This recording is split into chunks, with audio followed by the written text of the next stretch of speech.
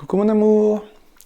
Donc, je te fais cette vidéo parce que je vais faire mon repas favori que me faisait ma grand-mère. Il y a une très grande signification pour moi. C'était mon repas favori et c'est un peu un hommage à elle. Mais je voulais te partager cette vidéo justement parce que je ne sais pas si je vais pouvoir le faire en France. Donc, le repas s'appelle chayote farci, chayotes rellenos. Donc, le chayote, c'est ça. C'est une sorte de légume. Je ne sais pas si ça existe en France. Je l'ai vu au supermarché qu'une seule fois à Carrefour et c'était super cher. Donc, il n'y a pas beaucoup de goût, mais moi j'aime bien. Donc, du coup, c'est chayote rellenos. Celui-là, c'est un chayote. Et bon, je te partage la vidéo seulement pour te montrer mon repas préféré. Bisous, mon amour. Je t'aime. Ciao. Donc, tout d'abord, on va rincer les chayotes. On va les faire bouillir à l'eau. Donc voilà, on les fait bouillir à l'eau jusqu'au moment qu'ils soient bien cuits, qu'ils soient mous. Le temps que ça cuit, on va faire la farce. La farce, c'est fait avec du maïs. Donc, alors, ça c'est du maïs blanc, du maïs mexicain. Il y a plein de variétés de maïs au Mexique. Et normalement, en Europe, on trouve une variété de maïs que c'est le maïs jaune, que c'est plutôt un goût sucré. Et j'aime pas du tout. Et celui-là a un goût un peu plus neutre, un peu plus salé. Donc c'est mieux pour faire des repas salés, mais il y a plein de variétés de maïs. Donc on va utiliser les grains de maïs, de l'oignon, de l'ail et aussi des tomates. Voilà. Donc ça c'est pour faire la farce. Donc on commence. C'est ce qu'on va faire pour enlever les feuilles, c'est on va ouvrir les maïs. On va enlever les feuilles. Et après, il reste encore quelques poils de maïs ici, donc on va tout enlever. C'est lavé, épluché sans poils. On va les dégrainer. Donc, ça ici. On va commencer à couper tous les graines.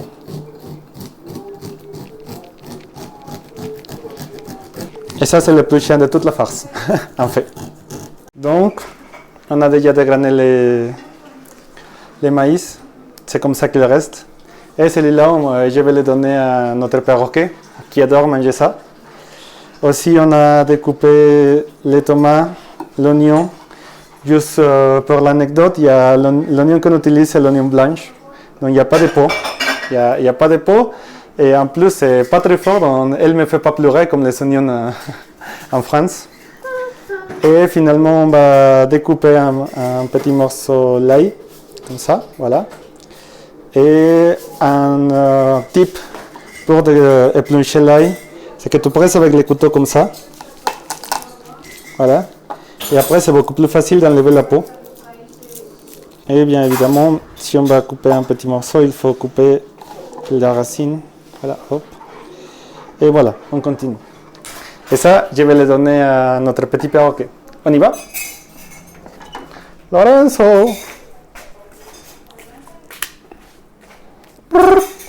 Le encanta esto. Ay, Lorenzo. Hop.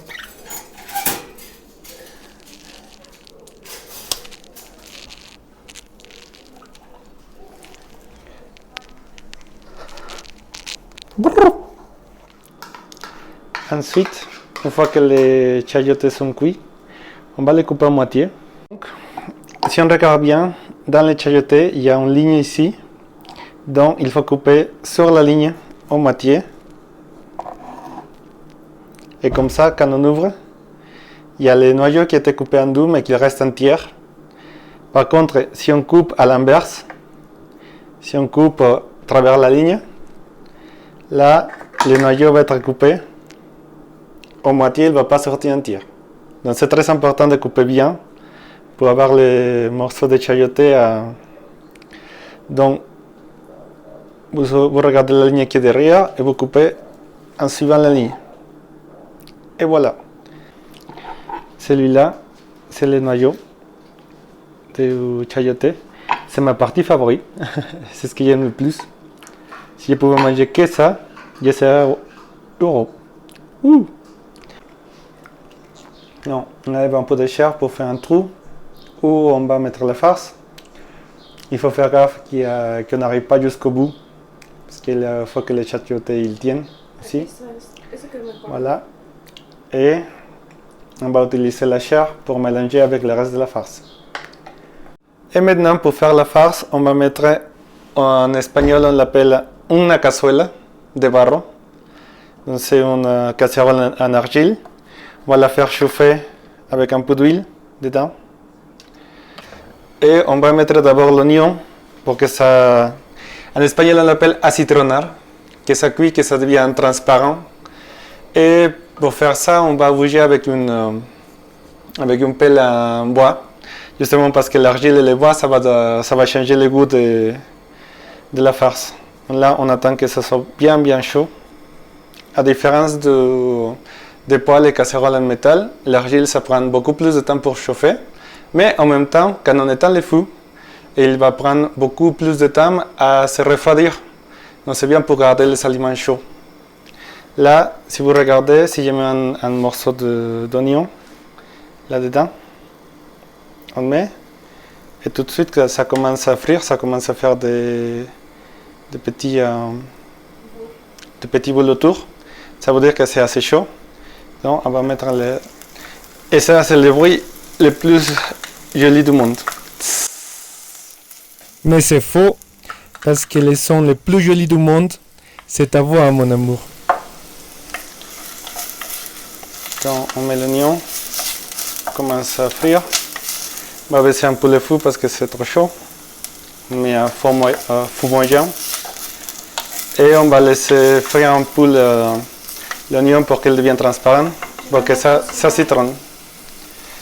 Alors là, au lieu de mettre l'ail tout de suite, on va attendre un tout petit peu parce que l'ail, en fait, l'ail, quand ça commence à cuire, ça brûle très vite. Donc pour éviter que l'ail ça roule, on attend que l'oignon soit prêt et ensuite on met l'ail. Une fois que l'oignon est transparent, que c'est bien acitronné, on va ajouter l'ail.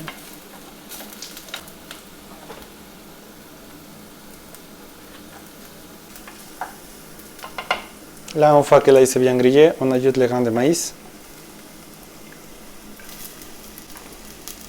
En gros, on commence par l'ingrédient le plus difficile à cuire et on ajoute au fur et à mesure tous les ingrédients qui se cuisent plus facilement, plus rapide. Et on va ajouter un tout petit peu de sel. Si vous trouvez que la farce avec le maïs est un peu sec, vous pouvez ajouter un peu de beurre. Voilà.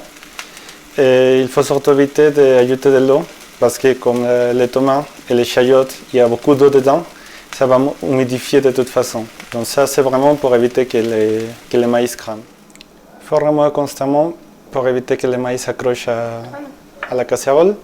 Une fois que les maïs sont un peu transparents, elles commencent à devenir transparentes, on goûte pour voir si c'est bien cuit.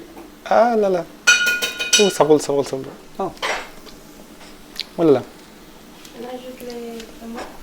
Tu as l'impression que c'est bien cuit. On va ajouter les tomates. Oui.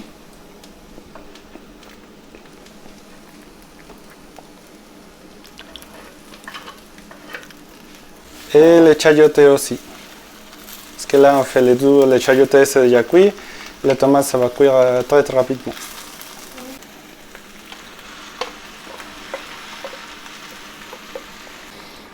Là, on peut casser un peu les morceaux de chayote pour éviter qu'ils soient trop gros. Et une fois que tout soit bien mélangé et bien cuit, c'est prêt, notre farce. Et évidemment, on ajoute du sel pour avoir un peu de goût. Voilà. Donc ici, on a la farce qui commence à bouillir et on va laisser que l'eau s'évapore un tout petit peu, le temps qu'on prépare le reste. Et normalement, pour gratiner les chayotes, il faudra le faire au four. Mais ma mère utilise le four comme un entrepôt pour garder tous les casseroles. Et pendant 65 ans de sa vie, elle n'a jamais utilisé le four.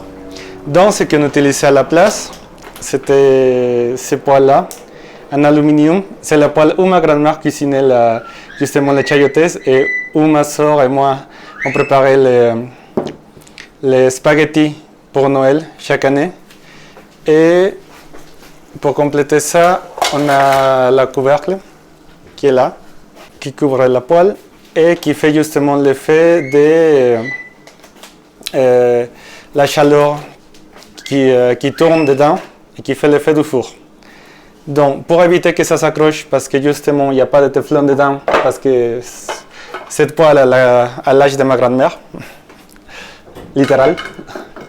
Ce qu'on va faire, c'est qu'on va mettre du beurre dedans. On va couvrir du beurre pour placer les chayotes dedans.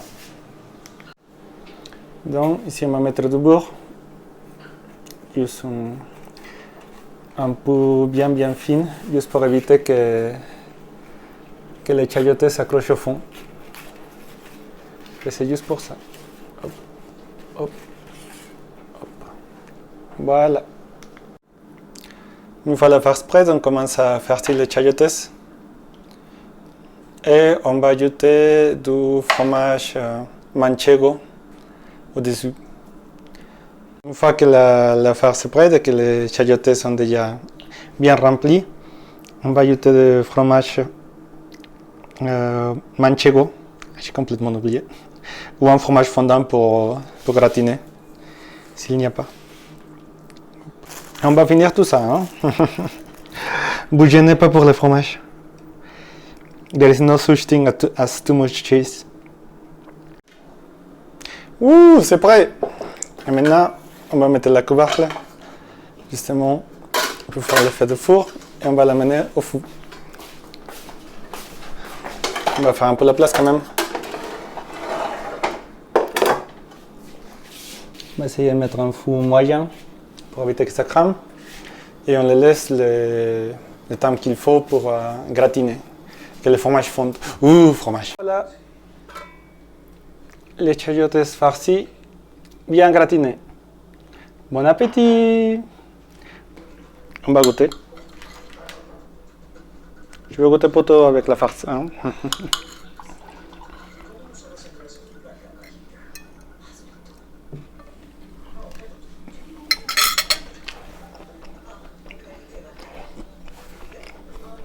Comment? Sabe a bugosita.